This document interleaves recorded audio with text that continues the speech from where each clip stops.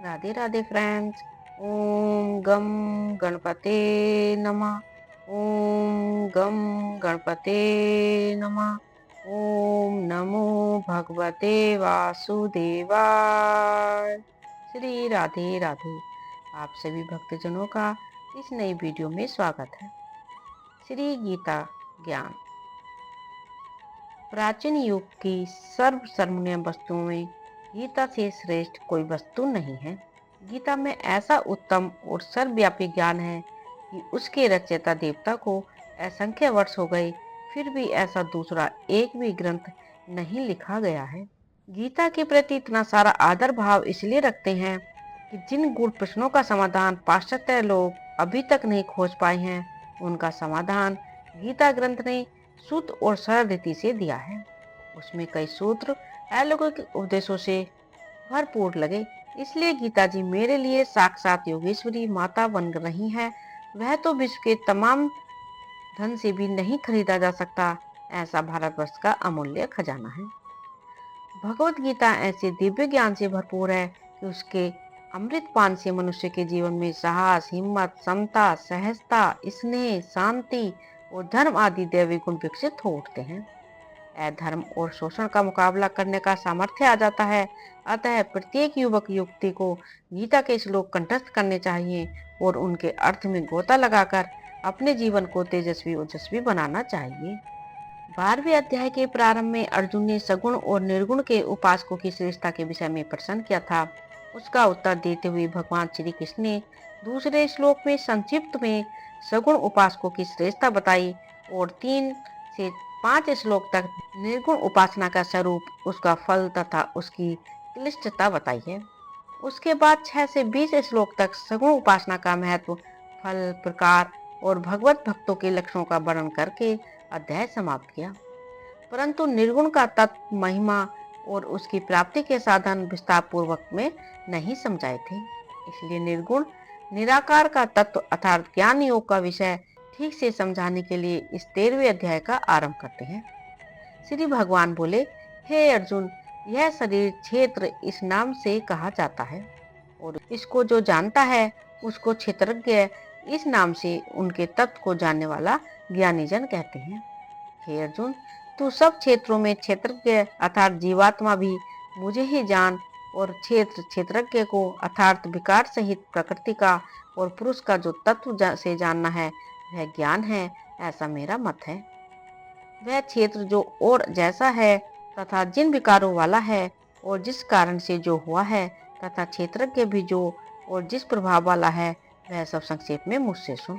यह क्षेत्र और क्षेत्रज्ञ का तत्व ऋषियों द्वारा बहुत प्रकार से कहा गया है और विविध वेद मंत्रों द्वारा भी विवाह पूर्वक कहा गया है तथा भलीभांति निश्चय किए हुए युक्त युक्त ब्रह्म सूत्र के पदों द्वारा भी कहा गया है।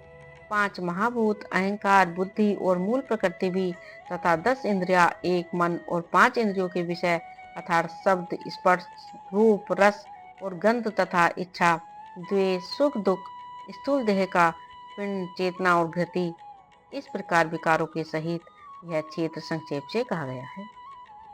श्रेष्ठता के अभिमान का अभाव, दंभाचरण का अभाव, किसी भी प्राणी को किसी प्रकार भी न सताना, क्षमा भाव, मन वाणी आदि की सरलता, श्रद्धा भक्ति सहित गुरु की सेवा, बाहर भीतर की शुद्धि, अंतःकरण की स्थिरता और मन इंद्रियों सहित शरीर का निग्रह, इस लोक और परलोक के संपूर्ण भोगों में आसक्ति का अभाव और अहंकार का भी अभाव, जन्म, मृत्यु, जरा और रोग आदि में दुख और दोषों का बार बार विचार करना, पुत्र, स्त्री, घर और धन आदि में आसक्ति का अभाव, ममता का न होना तथा प्रिय और अप्रिय की प्राप्ति में सदा ही चित्त का सम रहना, मुझ परमेश्वर में अनन्य योग के द्वारा अव्यभिचारिणी भक्ति तथा एकांत और शुद्ध देश में रहने का स्वभाव और विषय आसक्त मनुष्य के समुदाय में प्रेम का न होना, अध्यात्म ज्ञान में नित्य स्थिति और तत्व ज्ञान के अर्थरूप परमात्मा को ही देखना, यह सब ज्ञान है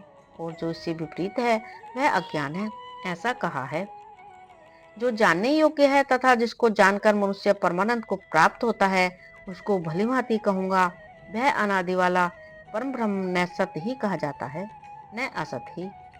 वह सब और हाथ पैर वाला सब ओर नेत्र, सिर और मुख वाला तथा सब ओर कान वाला है, क्योंकि वह संसार में सबको व्याप्त करके स्थित है। वह संपूर्ण इंद्रियों के विषयों को जानने वाला है, परंतु वास्तव में सब इंद्रियों से रहित है तथा आसक्ति रहित होने पर भी सबका धारण पोषण करने वाला और निर्गुण होने पर भी गुणों को भोगने वाला वह चराचर सब भूतों के बाहर भीतर परिपूर्ण है। और चराचर भी वही है, और वह सूक्ष्म न होने से अविज्ञेय है तथा अति समीप में और दूर में भी वही स्थित है।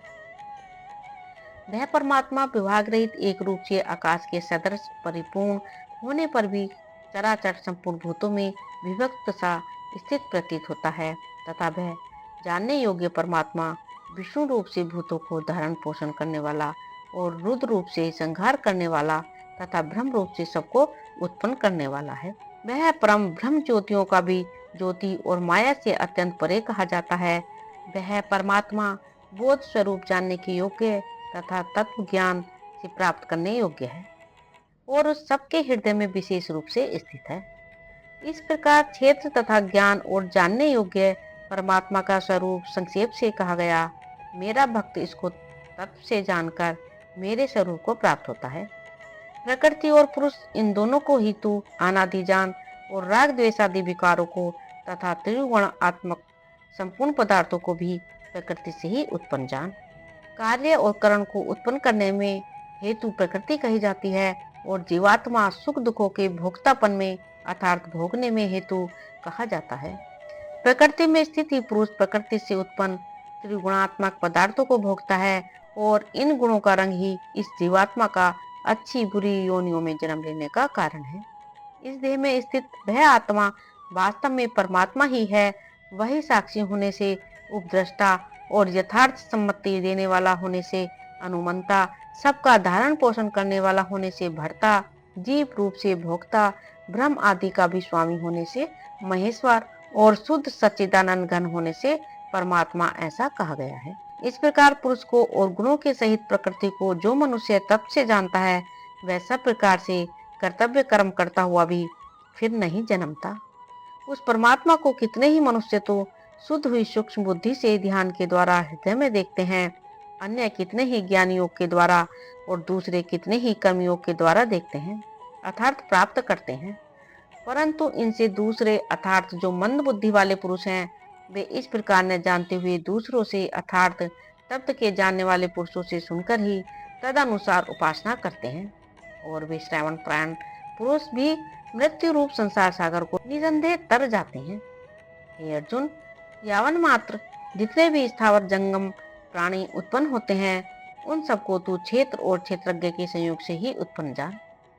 जो पुरुष नष्ट होते हुए सब चराचर भूतों में परमेश्वर को नाश रहित और संभाव से स्थित देखता है, वही यथार्थ देखता है। क्योंकि जो पुरुष सब में संभाव से स्थित परमेश्वर को समान देखता हुआ अपने द्वारा अपने को नष्ट नहीं करता, इससे वह परम गति को प्राप्त होता है। और जो पुरुष संपूर्ण कर्मों को सब प्रकार से प्रकृति के द्वारा ही किए जाते हुए देखता है और आत्मा को अकर्ता देखता है, वही यथार्थ देखता है। जिस क्षण यह पुरुष भूतों के पृथक पृथक भाव को एक परमात्मा में ही स्थित तथा उस परमात्मा से ही संपूर्ण भूतों का विस्तार देखता है, उसी क्षण वह सच्चिदानंद घन ब्रह्म को प्राप्त हो जाता है। हे अर्जुन, अनादि होने से और निर्गुण होने से यह अविनाशी परमात्मा शरीर में स्थित होने पर भी वास्तव में न तो कुछ करता है और न लिप्त ही होता है। जिस प्रकार सर्वत्र व्याप्त आकाश सूक्ष्म होने के कारण लिप्त नहीं होता, वैसे ही देह में सर्वत्र स्थित आत्मा निर्गुण होने के कारण देह के गुणों में लिप्त नहीं होता। हे अर्जुन, जिस प्रकार एक ही सूर्य इस संपूर्ण ब्रह्मांड को प्रकाशित करता है, उसी प्रकार एक ही आत्मा संपूर्ण क्षेत्र को प्रकाशित करता है। इस प्रकार क्षेत्र और क्षेत्रज्ञ के भेद को तथा कार्य सहित प्रकृति से मुक्त होने को जो पुरुष ज्ञान नेत्रों द्वारा तत्व से जानते हैं, वे महात्मा जन परम ब्रह्म परमात्मा को प्राप्त होते हैं। ओम तत्सदिति। श्रीमद् भगवद गीता उपनिषदु ब्रह्मोपाध्यायाम योग शास्त्रे श्री कृष्ण अर्जुन संवादे क्षेत्र क्षेत्रज्ञ विभाग योगो नाम त्रयोदशो अध्याय। इस प्रकार उपनिषद ब्रह्म विद्या तथा योग शास्त्र रूप श्रीमद् भगवद गीता के श्री कृष्ण अर्जुन संवाद में क्षेत्र क्षेत्रज्ञ विभाग योग नामक 13वां अध्याय संपूर्ण हुआ। श्री राधे राधे। ओम नमो भगवते वासुदेवाय। यदि आपने इस चैनल को अभी तक सब्सक्राइब नहीं किया है तो प्लीज़ सब्सक्राइब करें। प्लीज़ प्लीज़ ज़्यादा से ज़्यादा शेयर करें, लाइक करें, कमेंट करें। धन्यवाद।